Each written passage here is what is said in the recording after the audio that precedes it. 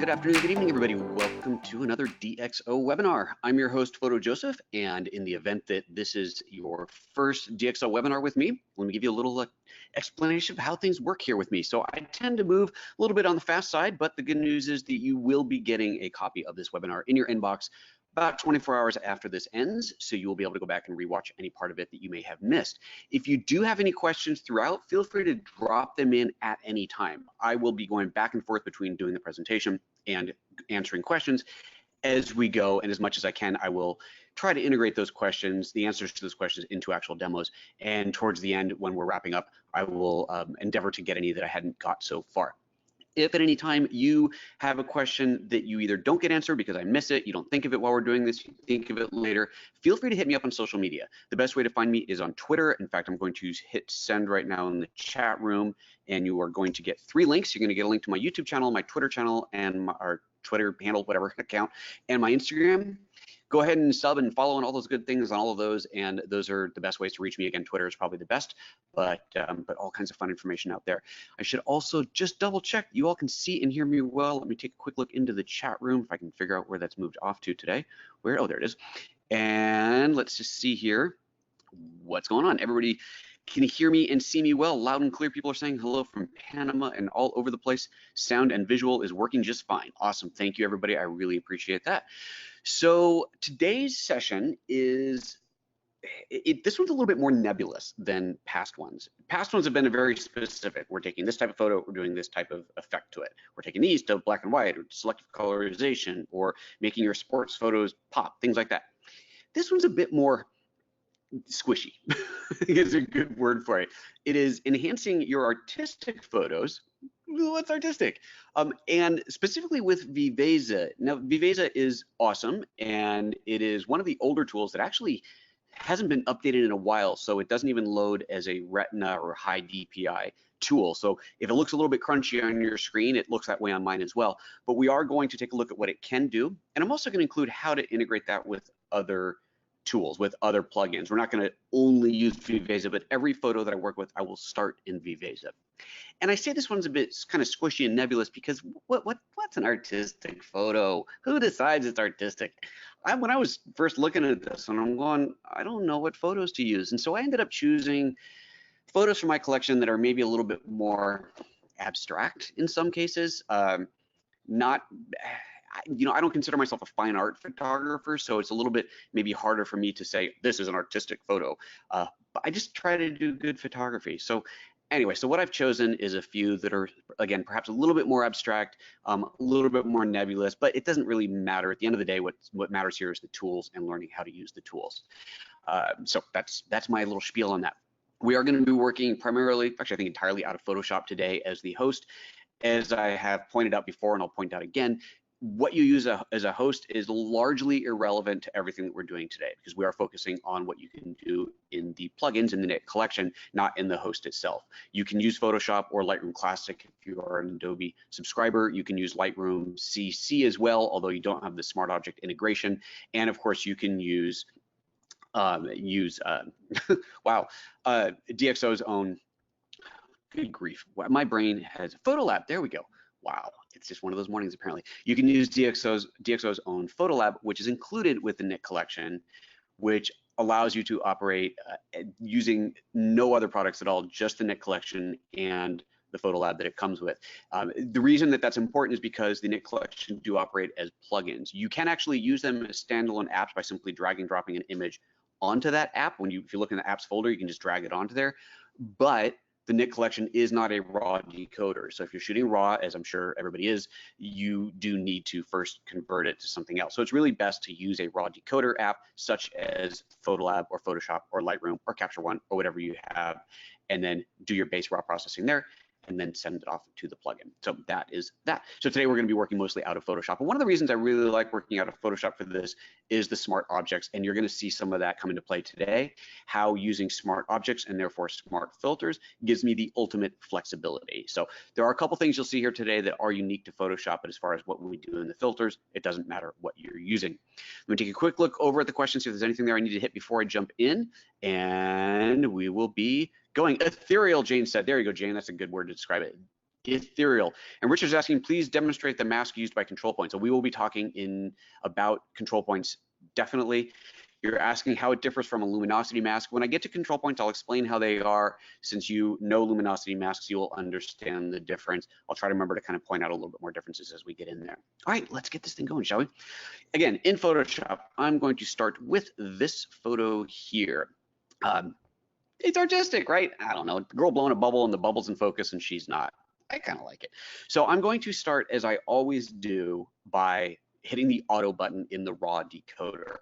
And that doesn't necessarily mean that I'm going to use what it gives me, but the raw decode is a good way to very quickly find out just what details are hidden in an image.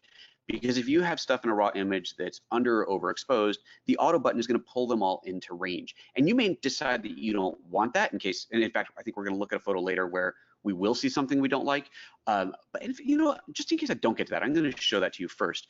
But I always hit it just to see what happens. So in this particular photo example, I hit auto, and it doesn't do much, right? It brightened up the shadows in her face a little bit, maybe brighten up the background a little bit. Okay, that's good, and I think that's okay. Let me actually cancel this, open another photo, this one here, which is very deliberately shot underexposed. You can see that the foreground here is almost completely silhouetted. Let me make sure we reset. We are, yep. The foreground there is silhouetted, and this is intentional, right? This was shot in camera underexposed. But if I hit the auto button, suddenly I've got all this detail in the front. And I'm going, no, that's not what I wanted. I wanted that to be a silhouette. So in this case, the auto button doesn't work. And look, the sky got brighter and less saturated. No. So in this case, auto is not what I want to do. But I will still always hit that button just to find out what's in there. In that previous example with the street light, maybe I hit that and I go, oh, I didn't realize there was this detail in the foreground that I actually do want to maintain. Great. But in that case, I wouldn't. Anyway, so back to this photo here that we're going to use. I hit that auto button. I go, yep, that's good. I like it. It's a good starting point. Okay, let's open this up. Now, working out of Photoshop with the raw image, you open it into Camera Raw first. That's just how the process is. And then I've done whatever I've done here, and now there's the button that says Open Image. If I click that, it's going to render the file into pixels, into pure pixels, and off I go to editing, and I will not be able to get back to the raw file again. However, if I hold down the Shift key, this button converts to open object. And by opening it as an object, what this means, it is essentially a container holding the raw file, and I can open up that container and manipulate the raw file at any time. But there's more to it than that. By using a smart object, and I know it's a smart object because it's got this little, I know it's kind of hard to see. Oop, that reminds me, let me make my mouse a little bit bigger here as well. That little icon in the corner, there we go, close that. This little icon right there in the corner, that tells me it's a smart object. What this means to the Nik collection is that when I apply a filter, the filter gets applied as a smart filter, which means I can actually go in and re-edit the filter at any point. So again, this is why I like to use Photoshop, because you get the ultimate in flexibility. Now, in this case, I'm not going to go back and re-edit the raw file, but at any point I could. If I just double click on that, not there. If I double click on the icon, it opens up into the raw. See, we're back into Camera Raw, and I have all my raw controls in here. All right. This photo, let's just say for the sake of the demo that I want to post this to Instagram. It's a very Instagram-y photo, I think you'll agree. And when I post something to Instagram, I tend to want to take up as much screen real estate as possible. It's kind of general conventional wisdom to take up as much of the screen as possible, so when people are flipping by, they actually see your photo. And the crop ratio for Instagram is a 5:4 or 4:5 ratio. So I'll go up here to my ratios and I'll choose 4:5, and there it is. And now I can crop the image however I like. So let's just say, let's get that other bubble in the corner there, right about like so. Okay, and I crop that, and now that's cropped. Okay, great. So now I'm ready to go into my plugin, right? So I'm going to go up to the filters, and I'm going to go into Nik Collection, and I'll choose Viveza. And this is loading up as a smart object. So I'm going to be able to re-edit this, and I'm looking at this going, wait a second, I cropped it. Why is all this, what's going on here? We are seeing the whole image because we cropped a smart object, meaning that all we really cropped was the container. The full image is still there, which means the plugin is going to apply to the full image, which depending on what you do to the image in the Nik plugin might be irrelevant, right? If I just do, let's say I do a general saturation and exposure adjustment on this.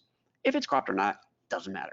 But if I start adding things like a vignette or a frame or anything that is reliant on the edges of the photos, suddenly that's not going to work because my frame, let's just say I added a frame, and you can't do that in Viveza, but in another plugin here, let's say I added a frame all the way around this, it would be added around the whole image, but then when I applied it and I went back to Photoshop, it would be cropped as we saw it cropped, and the frame would be cropped off, and that would be totally weird. So we need to crop it completely before we get into the plugin if we're going to do that kind of work. So let me show you how to do that. And I'm going through this process because it can be a little bit confusing if you went through the steps that I just went through and you're going, hold on a second, I want to crop it, but I can't. You'll see. So I've cropped it, right? I've cropped it, the whole thing is still there. How do I know it's still there? I grab the move tool, and if I grab the image, look, see, the whole thing is there. It's just the container that was cropped. So I'm going to rasterize this image, rasterize that layer. Now by doing that, I have just lost the ability to re-edit the raw file. So that's important. If you're going to do this, you got to be aware of what you're doing, that you are throwing away that ability to re-edit the raw file. Now this should be, if I had it set up properly, a 16-bit file. Where are we? Mode 16 bits. Yep. So I got 16 bits of data. All the data that was in that raw file is still accessible. I just don't have the raw decoder tools to get to it. So again, important to know. Okay, now that I've rasterized it, it is still actually the whole image, right? I still have the whole thing. So now I need to crop it again. And this time when I crop it, I hit the C key to bring up the crop. I'm going to make sure that this little option is enabled, delete cropped pixels, important to ensure that's enabled there, and crop. And now when I grab the move tool, we'll see I have actually cropped the whole image. Okay, so now I've cropped it. Now I'm ready to go into the Nik filters. Almost. One more thing that I want to do here is I want to reconvert this back into a smart object. Now this is not going to magically restore raw editing, but by converting it to a smart object means that I will be able to re-edit the filter that I apply at any time. And this is a really important part of the workflow. So even though what I just did to get here was definitely the long path, purely at the sake of showing you kind of the process of how this could work, it's important to know that if you do want to crop your image, or if you're bringing an image that isn't raw, if you want to have the ability to re-edit the filter later, you got to convert it to a smart object. So I do that the same way that I rasterize it, simply right click on it, and in this case, now convert to smart object. Now that I've done that, well, almost done that, waiting for that to finish, there we go. Now that I've done that, there's that little smart object icon again. And now anything that I do to this image, to this container, the original image will still be protected, meaning that I can come back and re-edit the filter at any time. So with that said, now let's finally get into the filter, get into Viveza, and start working with this. And I'm also going to pop over the questions, see if anything came up over there. Would be helpful if you enlarge the cursor. Sorry, Joel, I just did that for you. Yep, a couple people asking me to enlarge the cursor. Sorry, I forgot to do that in the beginning. What would happen if you crop the photo in Camera Raw instead of Photoshop? Well, that's a great question. We're actually going to see that later. So thank you for asking that. That is very good. Herb says, when you open a raw file in Photoshop as a smart object, does it modify the raw file itself? No, nothing can modify the raw file. The raw file, think of it this way, the raw photo, the raw file is purely data. It is not an image. And you could argue every image is just data, but let's not go that far. The raw file itself, the raw image, cannot be modified. You cannot save something as a raw photo. I cannot open a raw file, make a change to it, and save it as a raw file. That is not possible. What you'll see happen in the case of Photoshop is, or Lightroom, or really anything where you're doing work to the raw file, if you have visibility of the kind of file structure, which you would if you're doing, if you're working in Adobe Camera Raw, you will see what's called a sidecar file. It's a separate file that lives next to the photo that includes all the instructions that are applied to that raw photo. In fact, this is a really good question. I think I want to hit this. I'm going to cancel out of here. I want to really make sure this point is driven home because I think it's a really good question. Let me let's see here. I want to do this. Let me go back into these reveal. Here we go. Okay, so this is my photo that I'm working in the Finder. And let's say I'm going to take this one here, this one of the buildings. You see it's a raw file, and there's no sidecar file next to it, right? We're not seeing one. So that means I have not yet done anything to this in Camera Raw. Let's go into Photoshop, and I'm going to open this in Camera Raw, and I'm going to make a change to it and do a big exposure drop. And I'm just going to hit done. I don't even apply it. I just hit done. If I go back to the Finder, there is now this sidecar file. This sidecar file is just a bunch of text, but this includes the instructions to drop the exposure. So if I go back into Photoshop and I open that again, we're going to see those instructions already applied.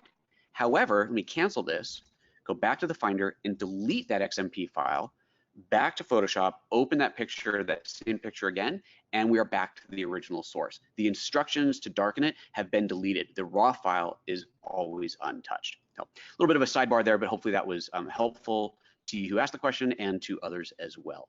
All right, moving on, back into Viveza. So what are we gonna do to this?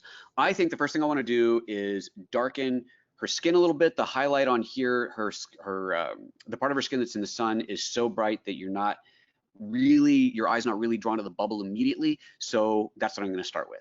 Now I do have global controls here in Viveza. I have a levels and curves that is a global control.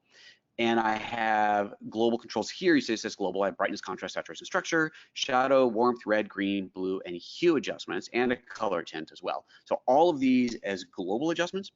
All of those same things can be applied locally using the control points. So we're going to start with a local adjustment to the brighter part of her face, and we're going to do that with a control point.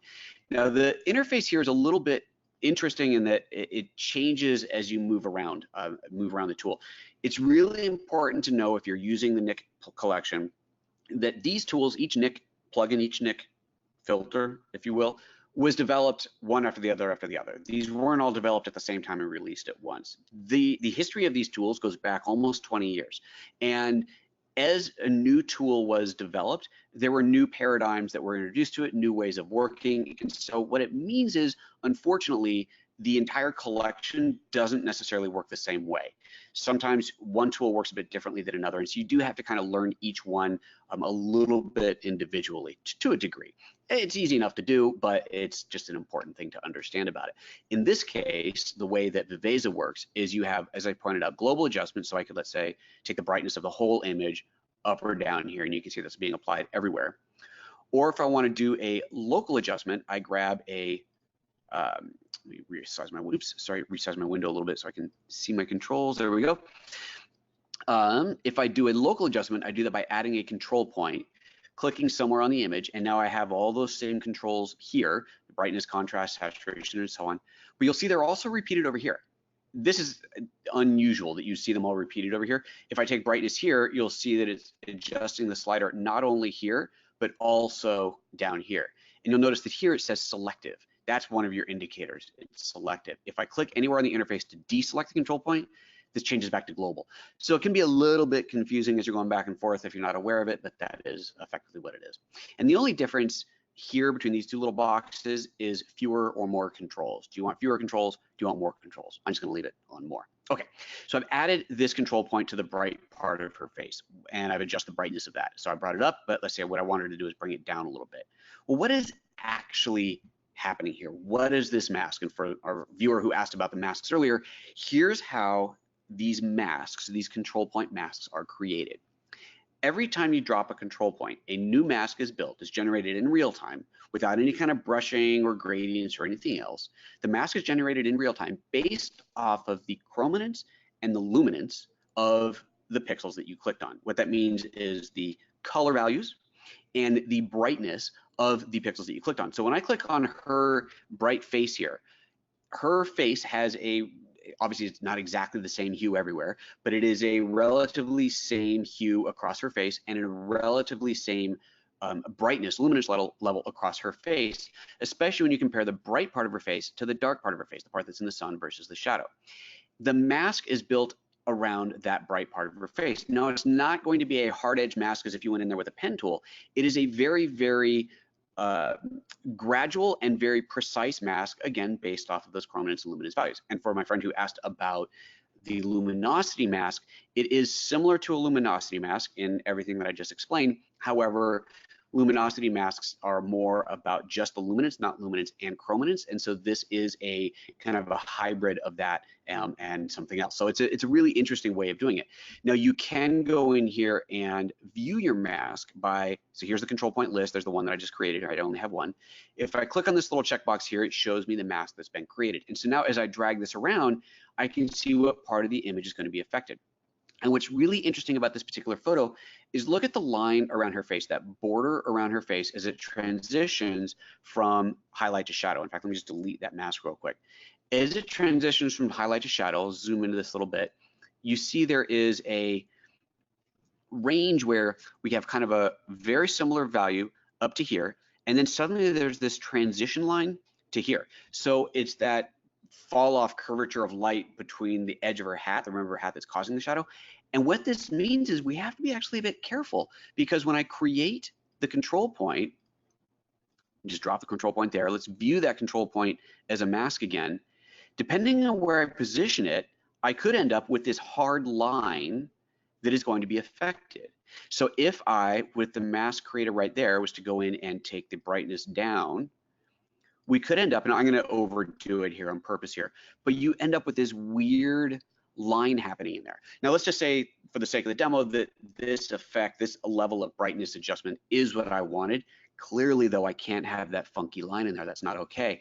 In this case, what I would do is simply move this around just a little bit, move it around subtly, and look for that line to go away. And you could either do it in this view, or if you really want to see what's happening, go back to the mask view and move this around until it affects the area you want it to affect without generating that line. In this case, I'm going to have to go to a little bit brighter part of her skin. There we go.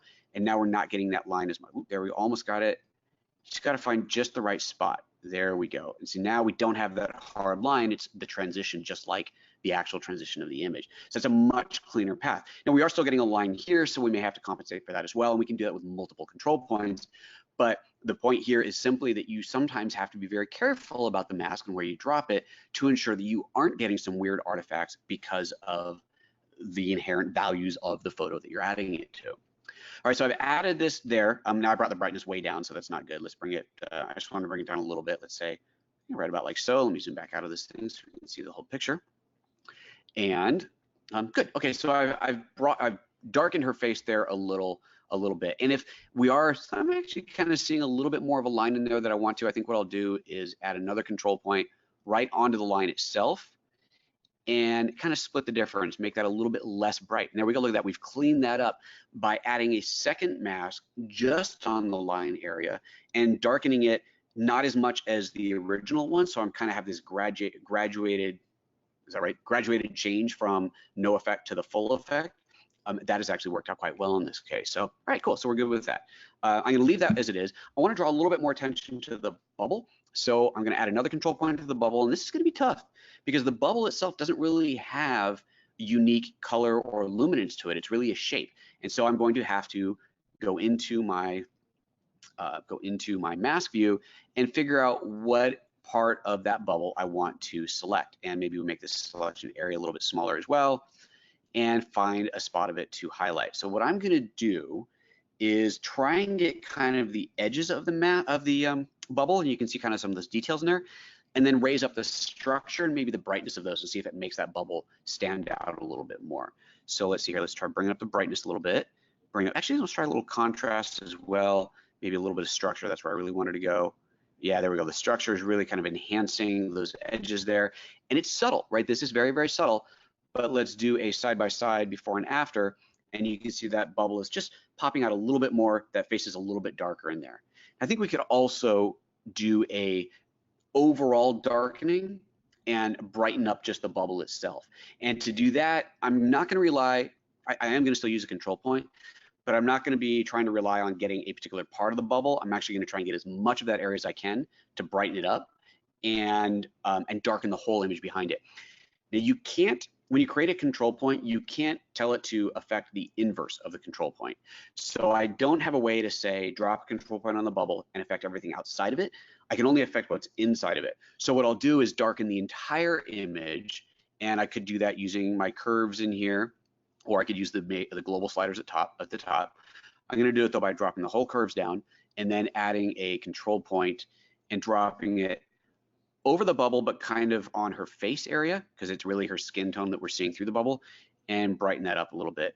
And just to bring a little bit more attention to what is in that bubble. And maybe I make a duplicate of this control point by option dragging it, and I've duplicated that, and look, now I've caught the color highlights on that bubble, bringing that up a little bit, looking pretty good. And if I want to knock back the background a little bit more, but not as globally, let's do that as well. We'll add another control point. Let's go for the highlights in her hair. Darken that a little bit. There we go. Option drag over to here to do another darkening of the highlights of her hair. And now we really start to see how this is coming together. So it's not a massive change, right? This filter. The Viveza tool isn't about doing massive changes. We're not suddenly making it, black and white or look like film or anything. This is really about very precise corrective exposure and color enhancements. And in this case, that's what I've done here. So I like it. I'm gonna hit OK. This is gonna render back as a smart object, and we're gonna do something else with this photo too before we're finished with it. Let me take a look back in the questions though, see if there's anything else. James saying, if this crop needed to be done in all Nik Collection, I'm sorry, I don't understand your question. And Robert's saying that my screen is lagging behind the vocals. Well, that's definitely not good. Let me do this. Let me make sure my backup there is, you know what, 1 second, sorry about this. I just realized.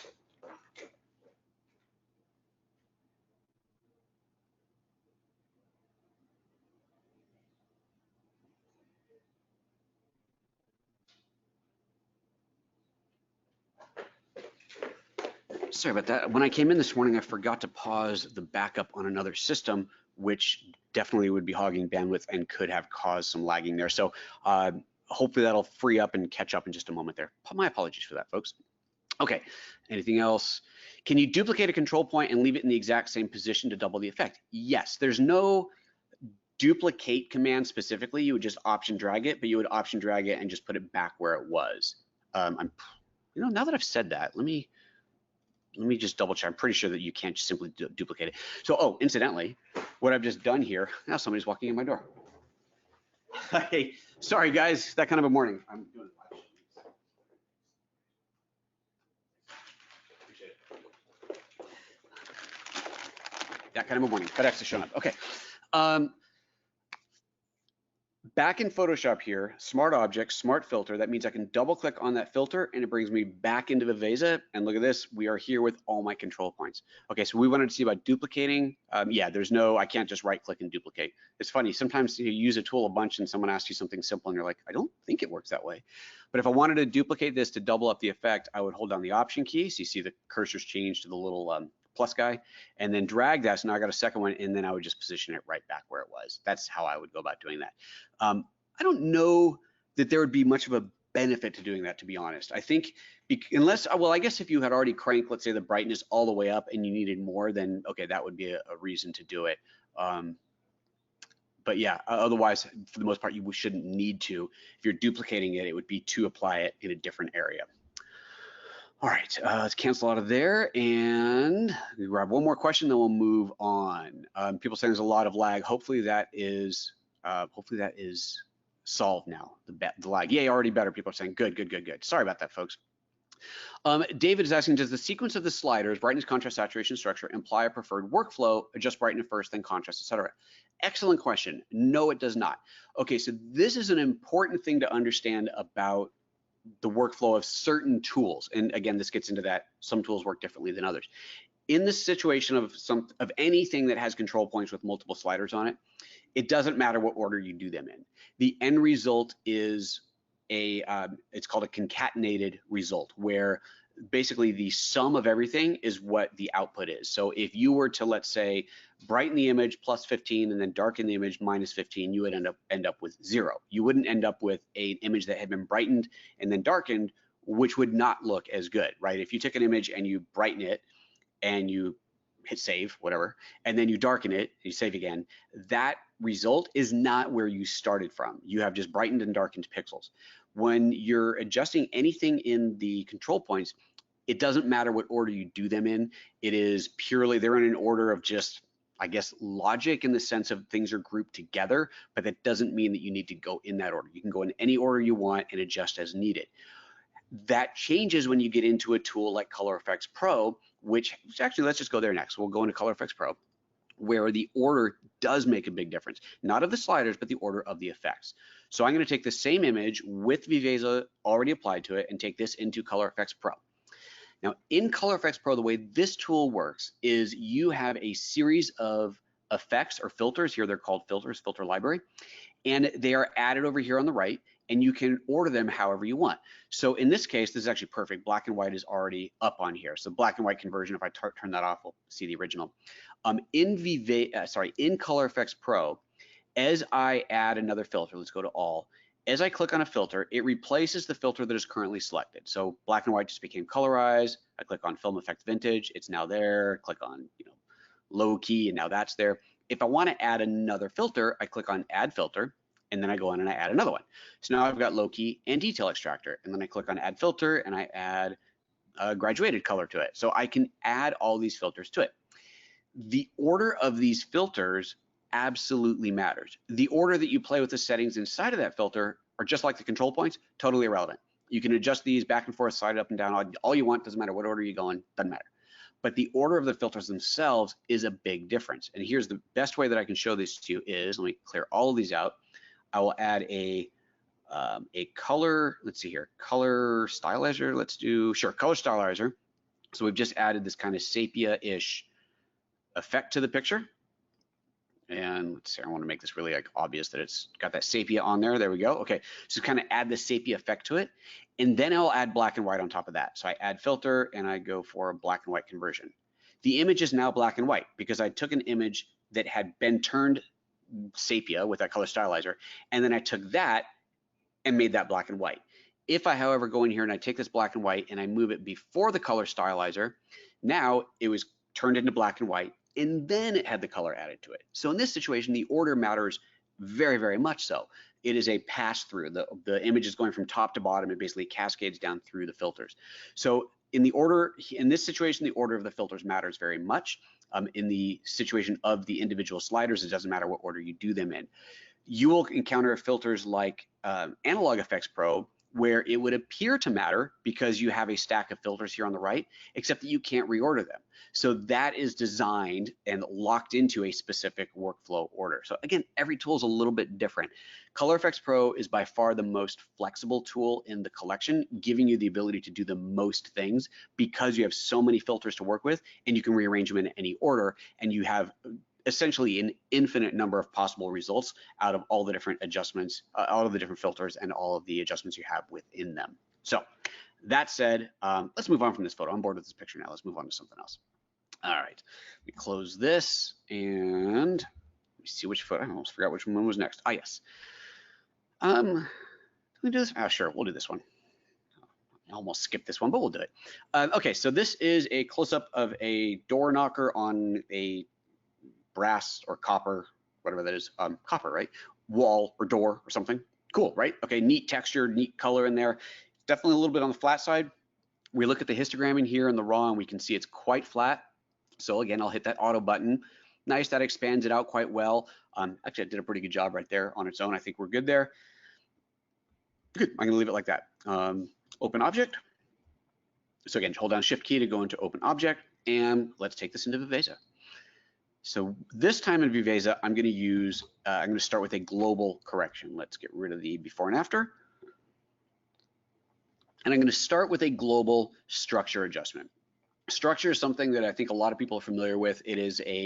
Technically it is a micro contrast. It is a contrast that's added between the lighter and darker parts of the image. And the result of it is you end up getting a lot of detail getting pulled out in a really quite beautiful way. Right, so there's the image with 0 structure, and there it is cranked up. We take it all the way up to 100. It's a bit much, but you can really see the effect there. In fact, let's do a little before and after. This is kind of neat, by the way. You have this before and after slider in here, so you can do it this way. You can rotate that if that makes more sense for your image, or you can do a side by side, which you've already seen, and you can do it, rearrange them however you want in there. So I like this view because you really see the before and after all the time.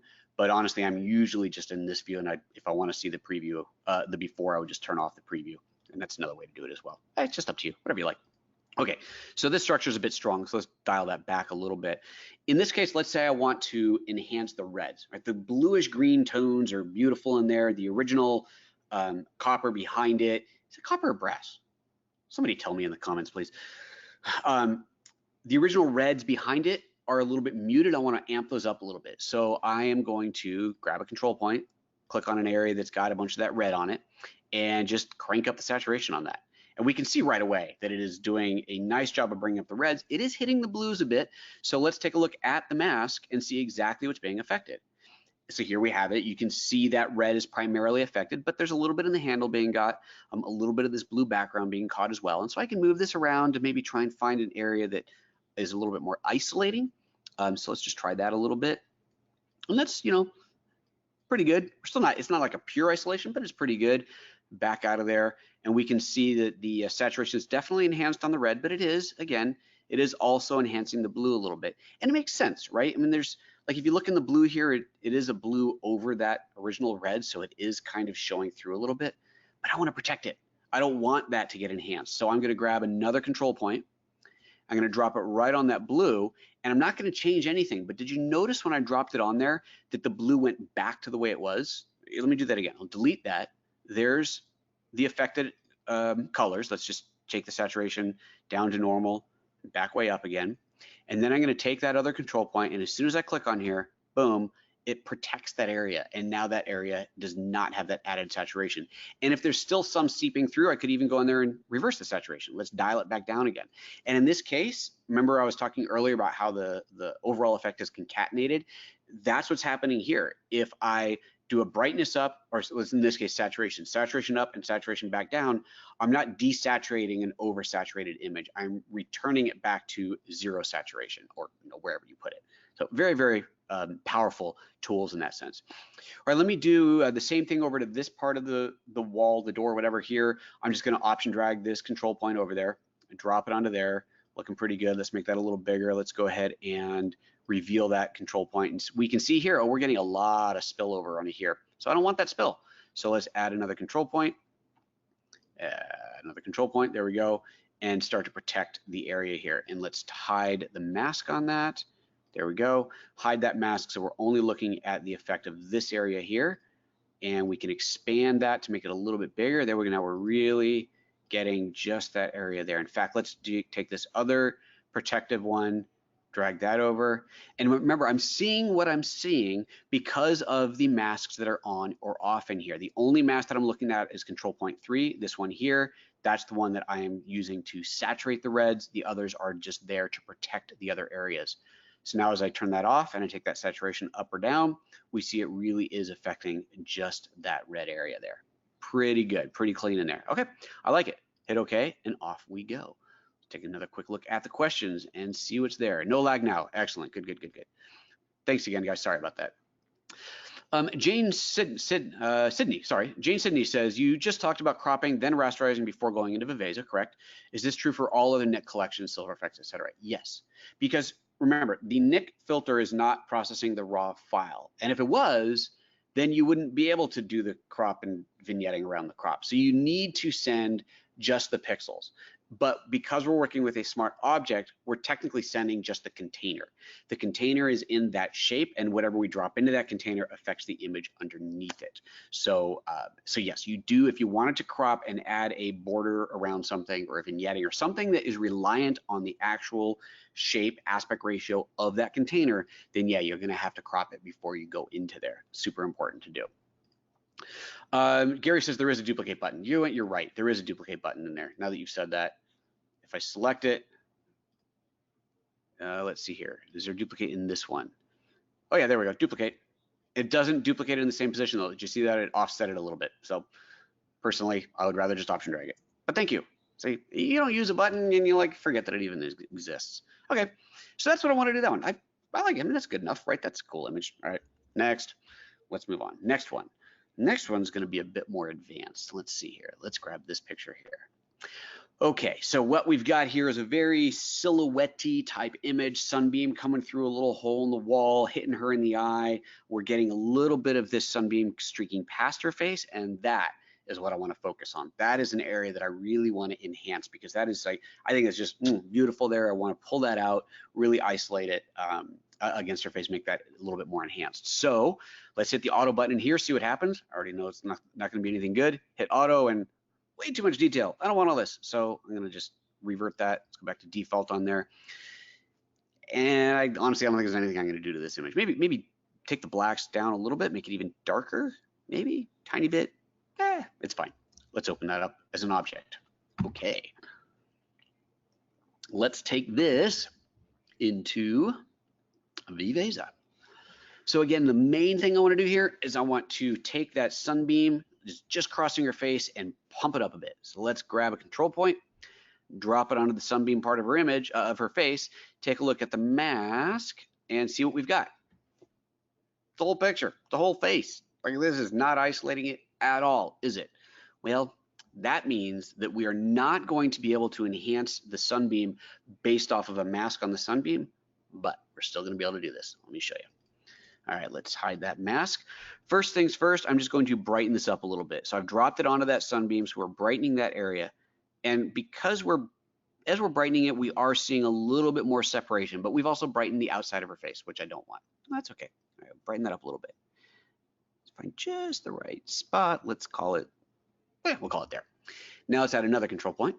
I'm gonna drop that on the shadow part of her face right above. I'm gonna take the brightness down a little bit. Even though we are not specifically masking out the sunbeam because the tonal values are just too close, because we are brightening focused on this part of the face, darkening focused on this part of the face, we are able to massage that sunbeam out a little bit. So I'm going to go ahead and add another darkening one below the sunbeam. Now let's see if I can bring that sunbeam up just a little bit more. Maybe take this one down a little bit more, and I'm just kind of striking that balance in there. It's very subtle. It's very subtle, but I am pulling that beam out. And if we look at the before and after, you can see that. In fact, now that I'm looking at the before and after, so very important to toggle the before and after on there.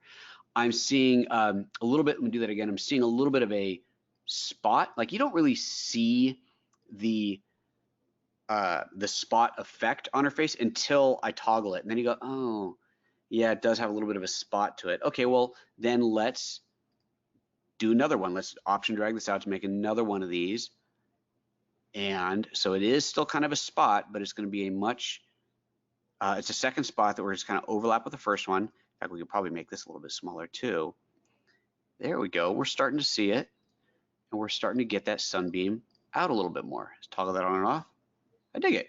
There we go. Yeah, it's definitely coming through. Okay, so that's the first step to it. All right, next, if we do a quick little global brightness adjustment, pull this up, we'll see that we can see these crescent moon shapes on our hat. I want to pull one of those out a little bit. I want to make that stand out as if there's a little bit of light hitting that.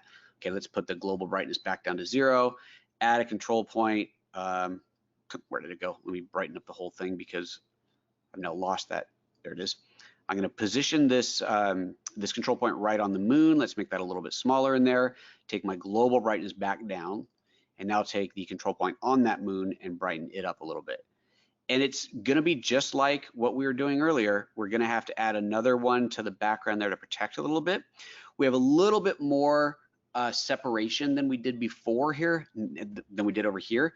Not much though, so we're still going to have to be pretty careful about it. So let's bring the brightness down.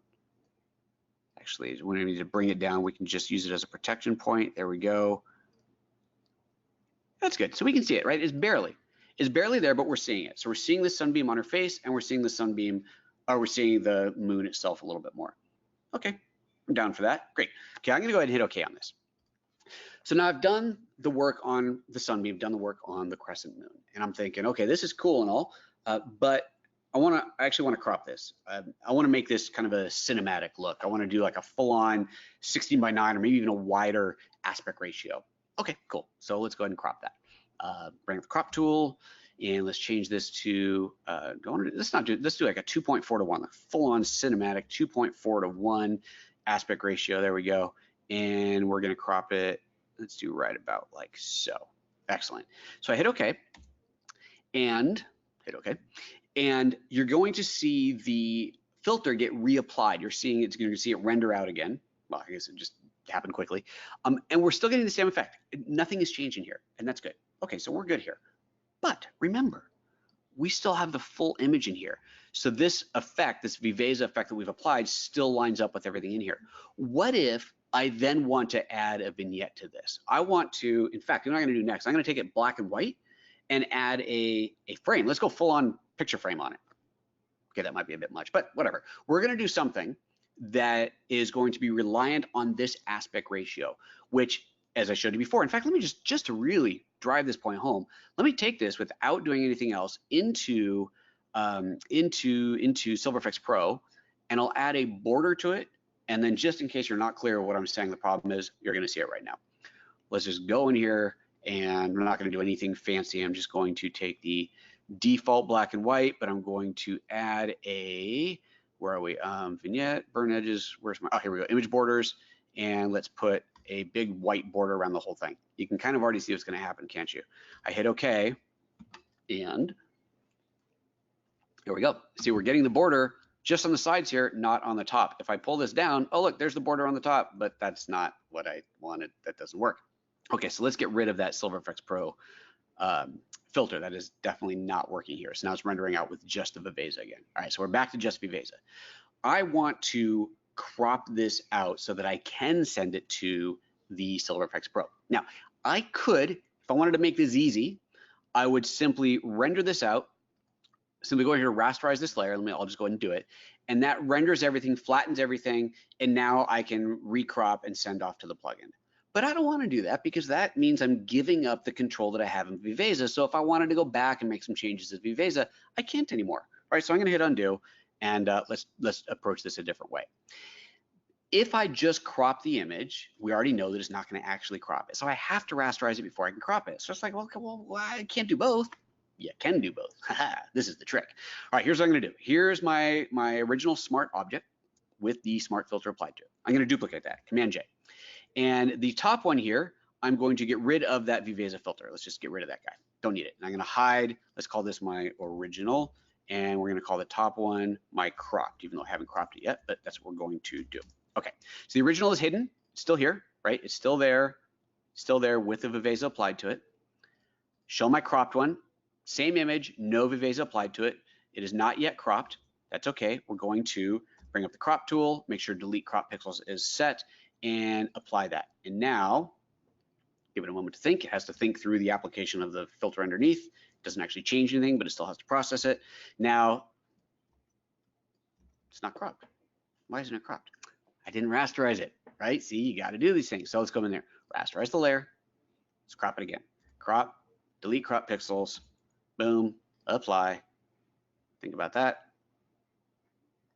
I didn't rasterize it, did I? I hope I didn't. There we go. Now it is actually cropped. Okay, so now I want to reapply the smart filter, the Viveza filter, onto this. I don't have to redo all the work. I've got it backed up over here. But I can't just apply this to it because this is a smart filter on a smart object. This isn't a smart object. So let's convert that to a smart object. Now remember, it is not automatically giving me my raw controls back, but it is still a smart object, which means I can take my filter and I can option drag that onto here, duplicate that smart filter onto this smart object, and now that is applied. But did those control points line up? Probably not. So let's go back into Viveza, and sure enough, they're off. Not by much, but they are off. Now, in most cases, most filters, I could simply select all of these and move them all at once. For some reason in Viveza, it doesn't. So unfortunately in Viveza, you do have to go in and kind of move them individually. We don't really need to move all of them, but let's move these down into place there. Most of the other tools, when you do this, all of the control points will move at once if you move them around. So this is a bit of a unique situation, but that's okay there. Let's see here. Oh yeah, see, we're darkening that. Let's get that in the right spot. Pull that down a little bit more, pull that down a little bit more. Dig it. Okay, so now I hit OK, and those Viveza control points that I'd added before, I've had to move them, but they're now still in place. Now at this point, I can go ahead and take this into my Silver Efex Pro.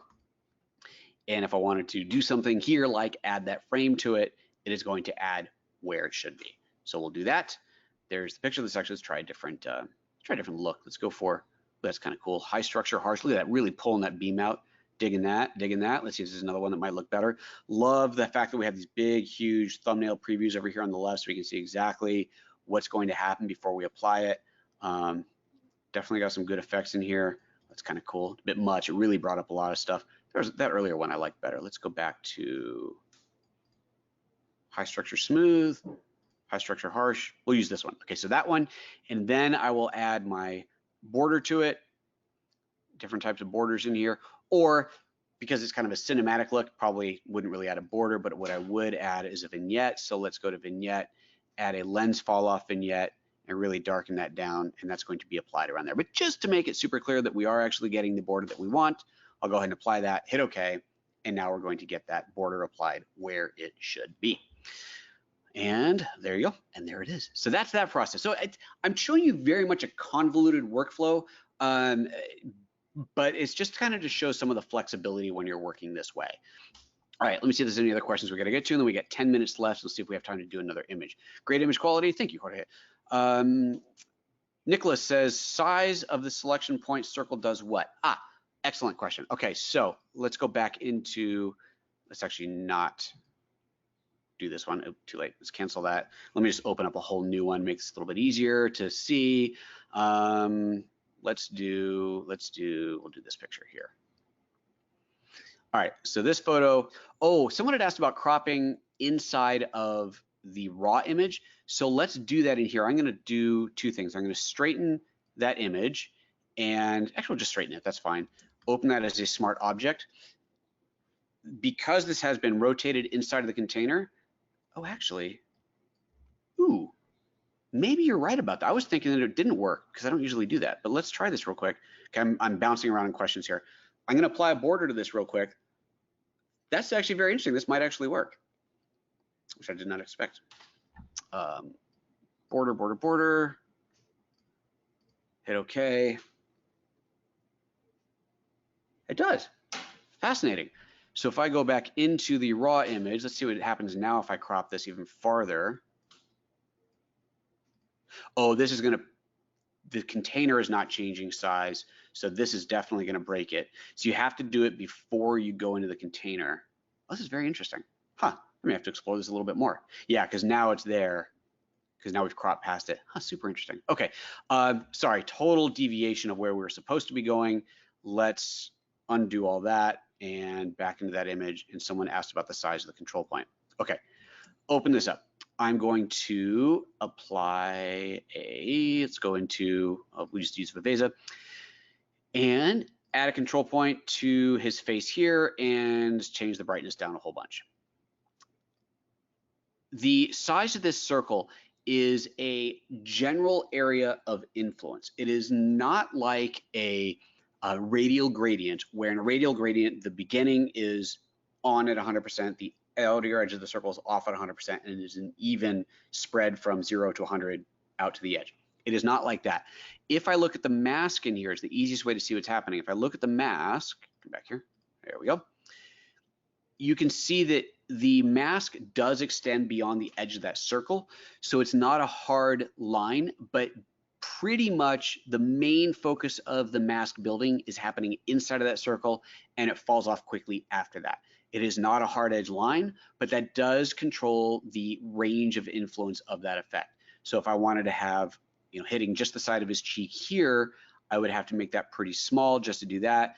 Option drag that up to the top here. If I wanted to have one hitting his whole head on the side there, I could expand that out. So you've got these different region of influence, or sphere of influence is what I usually call it, and it is not 100% in, out, on, off, but that is the general area where things get applied. Okay, back to the questions. Carolina says, if you have a series of similar images, can you copy paste the recipe, use an original photo, and apply it to similar pics in the series? A couple ways you can go about doing this. You can save a preset. So let's do this, let's say black and white. It'll make it a little easier to see. Let's say I go into Efex Pro, and I will make my own recipe here very, very quickly. So, all right, well, I've already got the border on there. Let's say I go in here and I do a total highlight reduction and a big old structure change and big old structure change.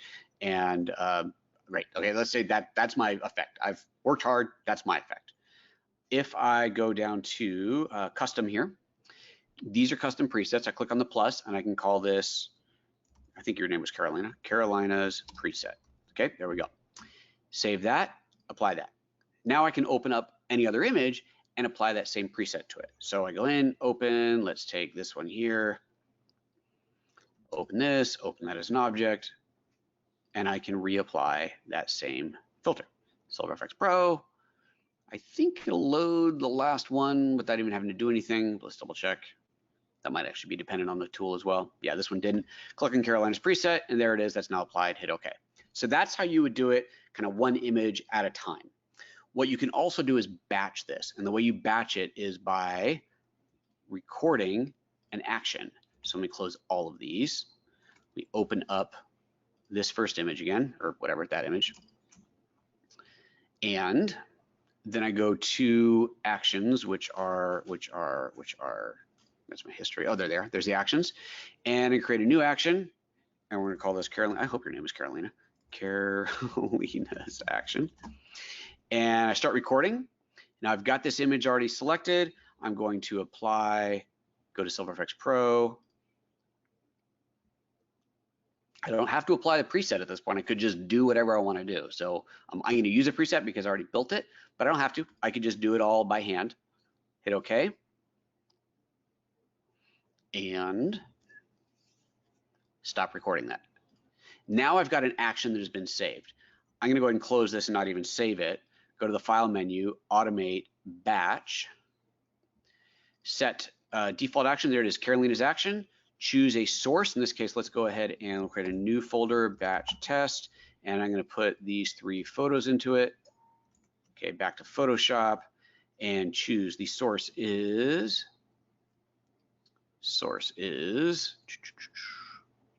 batch test. There we go. What do I want to do? I want to, it's going to stop for errors, destination, the same folder, save as, basically there's nothing I have to do here. Oh, it's going to go to a different place. Let's not go to a different place. Let's go into batch test. Let's do this. We'll do a batch test done. There we go. So they're going to save there. And I think that's all we have to do. Override save as. That doesn't matter because I didn't do a save as. I don't think that matters. I don't do this very often. Hit OK. Okay, so at this point, it's going to open up each image in RAW where I can make any changes to that I want to. I could do it open as an object, and at this point, the script is going to take over. I could batch record the raw processing stage of it as well, but the advice here, the better advice would be to not, so that you can on each raw image make any tweaks that you need. And there's asking me to save it. So you would, again, you could also record the saving in so you don't have to go through this process of actually monitoring it. But anyway, so now it is going through, it's going to do all 3 of those images. So if I wanted it to be completely hands-off, I would have to record the opening and the saving, both as part of the batch. But it's all the same process. Okay, I'm going to stop this because, well, or maybe I'm not. It's just going to do its thing. Bonnie, all right, cancel, stop. Okay. Bonnie, when you switch from Viveza to Efex Pro or another Nik program, does it make you or ask you to create another copy of the photo? I keep ending up with a separate file for each filter. I'm not sure why. Superb question. That depends on your workflow to begin with. So if I was using, let's say I was using Photolab for everything. When you're in Photolab and you're starting with a raw file, in fact, let's just do this. Let's just do the workflow. When you start with a raw file, you have to create a TIFF file that gets sent to the plugin. When you apply that plugin, it renders it back to the TIFF. Remember, it's not a smart object, so we don't have the raw file with the smart thing applied to it. We have a whole separate file. So let's go to today's photo collection, and here we go. All right, so we'll use this picture here. We haven't used this one yet. All right, so there's the original image. This is a raw file, RW2, that's a raw file. I'll make some changes to this. Let's go in and let's just make it a little bit darker. Oops, come here, you, open, there we go. Let's make it a little bit darker. Okay, great. And now I wanna send this to a plugin. I click on the Nik Collection button here and I choose which one I'm gonna go to. But before I click on this, notice if you click on settings, you have some choices in here. Process as a TIFF and export, which is the default, that's what we wanna do. You cannot, let's see, for this one, because of the file is a raw file, I can't choose to send the same file off, but we'll see how to do that in a moment. So it's gonna go off as a TIFF, so that's what's gonna happen. We're gonna go to Analog Efex Pro. It is rendering a TIFF file. You might see it pop up here on the bottom before the filter opens. You may or may not, I'm not sure if you'll see it or not, but we'll see it when we come back. It's rendering it, there's your progress bar. Okay, oh yeah, there it is. So there's that TIFF file. So it's just created that TIFF. Now it's opening up into the filter. Let's apply something wild and crazy to this. We are just about to hit the hour, folks. If any of you have to go, I am done with everything I was going to show you, so the rest of this is going to be Q&A. If you don't have any questions, feel free to step out. Thank you very much for attending. Again, I sent you earlier, and I'm going to send it again right now, the all of my contact info, but please, if you haven't yet, please do follow, subscribe, and all that good stuff on YouTube, Twitter, and Instagram. And if you have any questions, feel free to hit me up on Twitter. Okay, we're back into here. This is kind of a cool effect, actually. Let's put this right here. Like it. Neat. Okay, sorry. Got to stop playing here. I'm going to save this. Now this is rendering permanently to that TIFF file. I cannot go back and re-edit this. So there's my original raw image, and next to it is that TIFF file. Now let's say I want to take this into black and white. Click on Nik Collection. If I just go click on Efex Pro right now, it is going to create another TIFF file. But if I go into settings, oh, actually, totally lying to you. I can't do it from here. Okay, so from here, I cannot send the same TIFF file off for rendering. I thought you could. That's really interesting. Process is, okay, you can't. If you want to send that same TIFF file, so basically not save this one as another version, then you do have to go and do this a different way. You can go to Export to Application. You can choose that photo, that filter. So we're going to do black and white. Oops, it looks like I haven't selected black and white in here, or Efex Pro. So let's do that. It's a bit of a roundabout way to do it. What am I looking for? Nik Collection. Nik. There it is. Nik Collection, Efex Pro. So now this shows up as a list. Once you've selected it, it's in the list. I'm going to choose, here it goes, export selected files without processing. That's what I was looking for. I thought that we had that option from within here, but apparently not. Export selected files without processing. Now it's going to take that same TIFF file without creating a new one into Efex Pro. Anything I do here and hit OK will get rendered back to that same TIFF file. So I'll just leave it as a straight black and white. Let's go ahead and add that preset to it. Hit save. Should be kind of cool. Makes it neat black and white. And now that's it. And I only have that one TIFF file. If I had simply gone there from this Nik Collection button, then it would be rendering out that second TIFF file. So I hope that helps to clear that up. Obviously, I don't know what your host is, but that is essentially what is happening. Jorge, I do the same in color effects and then the app crashes. Well, that's terrible. The same as what? I would say trash preferences reinstall. Jorge, any ideas why? I don't know where oh, I'm way behind on questions because here someone's telling me that was copper. It was copper. Everybody's telling me it's copper. Good. Well, I did have that right. Wow, there's a lot more questions in here. Let me see if I can get to these. Does it make any difference to start in Lightroom, then open Photoshop, and then Nik filters? If you're in Lightroom CC, you have two options. You can open as a Photoshop file, which basically means a TIFF file, which means everything is permanent. Or you can open as a smart object, in which case you get all the advantages that we had here. Or, right, there's three options. Or you can go straight to the filter, which will effectively create a Photoshop file where everything is rendered and it's just pixels and there's no smart object, and whatever you do is applied permanently. You come back into Lightroom and the effect is permanent.